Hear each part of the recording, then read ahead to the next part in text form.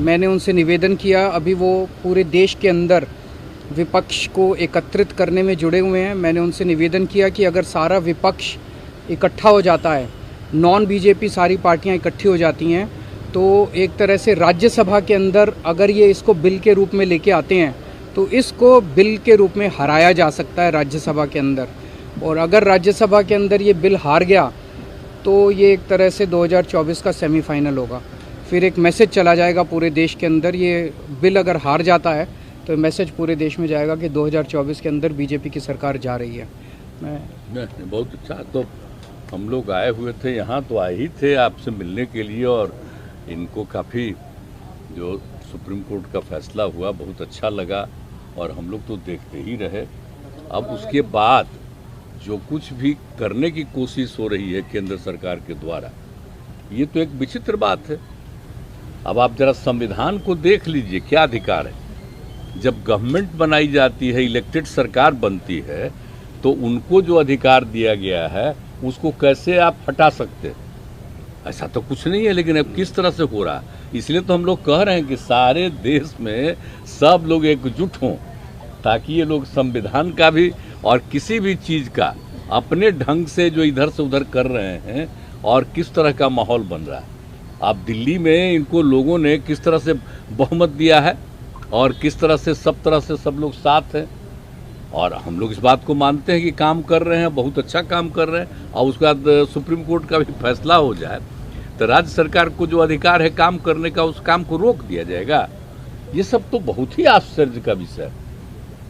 तो ये हम लोग तो बिल्कुल इनके साथ हैं, और जो कुछ भी है हम लोग जो आगे भी जो मीटिंग करेंगे, जो हम लोग कोशिश कर रहे हैं कि ज़्यादा से ज़्यादा विपक्षी पार्टियां एकजुट हो जाएं और मिल करके हम लोग पूरे देश में अभियान चलाएं, हर राज्य में अभियान चलाएं कि सब कुछ कानून का पालन होना चाहिए, आपस में सब लोगों के बीच में प्रेम और भाईचारे का भाव होना चाहिए, और जिस तरह से लोगों के बीच में विवाद पैदा करने की कोशिश होती है उन सब चीज़ को बंद करना चाहिए, और देश आगे बढ़ेगा। तो ये सब चीज़ जो हम लोगों के मन में बात है, तो सब लोग तो सहमत है ही। और उसके बाद अगर इस तरह की कोई बात होगा तो जो कह रहे हैं हम लोग पूरे तौर पर इनके साथ हैं।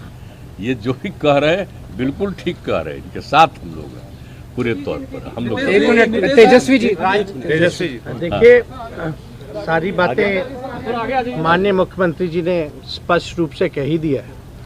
आज की मुलाकात खास तौर पे इसलिए है कि जो लोकतंत्र है, लोकतंत्र में चुनी हुई सरकार को जो अधिकार मिले हैं, और जिस प्रकार से जो नॉन बीजेपी स्टेट में जिनकी भी गवर्नमेंट है, बीजेपी लगातार उनको तंग कर रही है, परेशान कर रही है।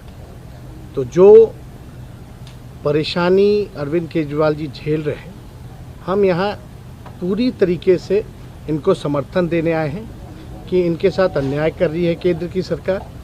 और जब सुप्रीम कोर्ट का जब जजमेंट आ गया तो सारी चीज़ें स्पष्ट हो गई, तो कुछ कहने वाली कोई बात ही नहीं है।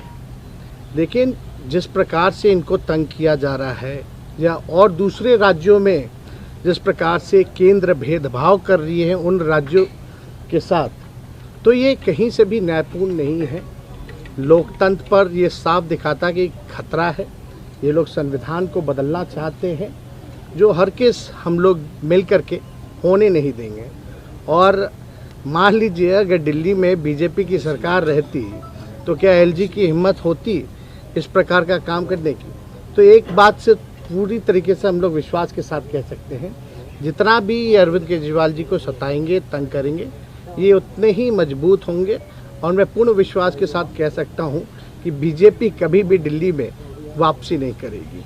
तो हम लोग सब लोग इनके समर्थन में हैं, और सब लोग मिल करके हम लोग जो है देश हित के लिए काम करेंगे। क्या गठबंधन को लेकर कोई चर्चा?